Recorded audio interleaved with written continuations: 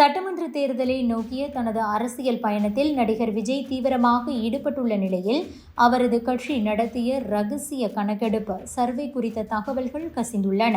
ஒரு தனியார் நிறுவனம் மூலம் எடுக்கப்பட்ட இந்த ஆய்வில் தமிழக வெற்றி கழகத்திற்கு மாநில அளவில் 18% வாக்கு வங்கி இருப்பதாக தெரிய வந்துள்ளது.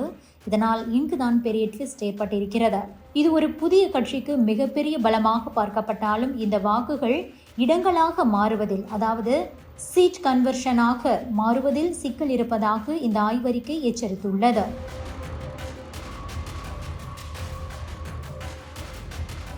இந்த ஆய்வின்படி விஜய்க்கு இருக்கும் 18% ஆதரவு என்பது மாநிலம் முழுவதும் சீராக பரவியிருக்கிறது. அதாவது குறிப்பிட்ட சில தொகுதிகளில் மட்டும் குவியாமல் அனைத்து தொகுதிகளிலும் பரவலாக உள்ளது. அரசியல் ஆலோசகர்களின் கணிப்பின்படி ஒரு தொகுதியில் வெற்றி பெற 35% முதல் 40% வரை வாக்குகள் தேவை. தவேகவிற்கு 18% வாக்குகள் எல்லா இடங்களிலும் கிடைத்தால் அது மற்ற கட்சிகளின் வெற்றி வாய்ப்பை பாதிக்கும். வாக்குகளை பிரிக்கக்கூடிய கட்சியாக மட்டுமே இருக்கும்.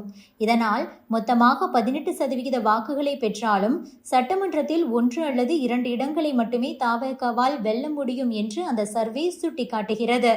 ஒவ்வொரு தொகுதியிலும் 18% வாக்குகளை பெறுவது என்பது தேர்தலில் தோல்வியடையவே வழிவகுக்கும் என்று அரசியல் விமர்சகர்கள் சொல்கிறார்கள். திமுக அல்லது அதிமுக போன்ற கட்சிகளுக்கு குறிப்பிட்ட மண்டலங்களில், உதாரணமாக கொங்கு மண்டலம் அல்லது தென் தமிழகத்தில் வலுவான வாக்கு வங்கி உள்ளது.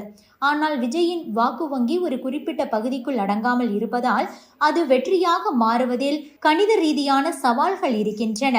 என்னதான் விஜய் ரசிகர்கள் அதிகமாக இருந்தாலும் அவர்கள் தொகுதி வாரியாக பார்த்தால் குறைவாக இருக்கிறார்கள். இந்த தகவல் தவேக நிர்வாகிகள் மற்றும் தொண்டர்களிடையே ஒருவித கலக்கத்தை ஏற்படுத்தி உள்ளது.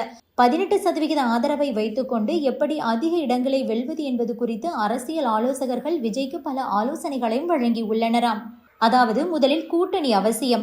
ஒரு குறிப்பிட்ட வாக்கு வங்கியை வைத்திருக்கும் மற்ற கட்சிகளுடன் கூட்டணி அமைத்தால் மட்டுமே இந்த 18% வாக்குகளை 35% வாக்குகளாக உயர்த்தி வெற்றி கனியை எட்ட முடியும். ஆனால் இப்போது கூட்டணி இல்லை என்று ஆகிவிட்டது. நேற்று நடந்த மீட்டிங்கில் கூட அதற்கு கடையை சாத்திவிட்டார்கள்.